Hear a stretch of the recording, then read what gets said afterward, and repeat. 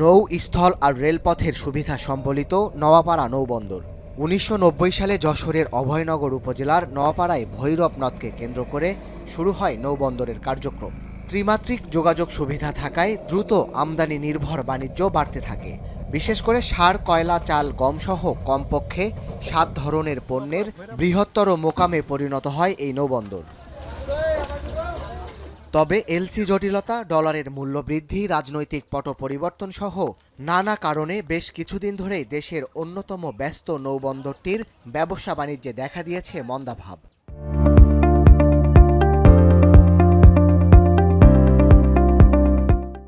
এই কার্গো এবং আমদানিকৃত মালের কমার কারণ মূলত এলসি সংকট, ডলার সংকট, যার কারণে কার্গো কম আসলে আমাদের শ্রমিকরা বসে থাকতেছে, তাদের কাজ হচ্ছে না। জাহাজের মাল সরাসরি ট্রাকে নাই, যার কারণে একটা জাহাজ 2 মাস 2.5 মাস মনে করেন এখানে বসে থাকে। এর কারণে অনেক জাহাজ মালিক নপলাই জাহাজ দিতে অস্বীকৃতি জানাচ্ছে। নদীটার নাব্যতাটা একটা প্রবলেম, পাশাপাশি এলসি জটিলতা আছে, এটাও একটা প্রবলেম। তো এই সব মিলে নওপাড়ার ব্যবসা আসলে খুব বেশি ভালো অবস্থানে নাই। এছাড়া যে নদকে ঘিরে চলে বিপুল কর্মযজ্ঞ, সেই ভৈরব নদ নাব্যতা হারিয়ে নিজেই মৃতপ্রায়। এতে জাহাজ চলাচল ব্যাহত হওয়ার প্রভাব পড়েছে পণ্য আনা নেয়ায়। আগে দৈনিক গড়ে ২০ থেকে ২৫টি কার্গো জাহাজ যোগে মালামাল আসত, এখন তা নেমেছে অর্ধেকে। বিগত অর্থ বছরে আমরা যেখানে ৫ কোটি টাকা আমাদের রাজস্ব আয় হয়েছে, এই বছর সেই রাজস্ব আয় কিছুটা কমবে আমরা সেই আশঙ্কা করছি। যদি ব্যাংকিং অবস্থা এবং অর্থনৈতিক অবস্থা স্বাভাবিক অবস্থায় ফিরে আসে, তাহলে আবার এই বন্দরের কার্যক্রমে গতিশীলতা আসবে বলে আশা করা যায়।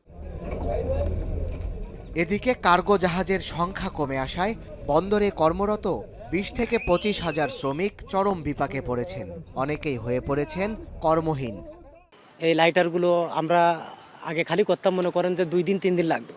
এখন মনে করেন যে 1 সপ্তাহেও আমরা খালি করতে পারছি না, 15 দিন লাগতেছে। আগে যে জাহাজ নদীর কাজ করেছি তার থেকে নদী গেছে বুঝিয়ে, এখন দূরস্থ হয়ে গেছে।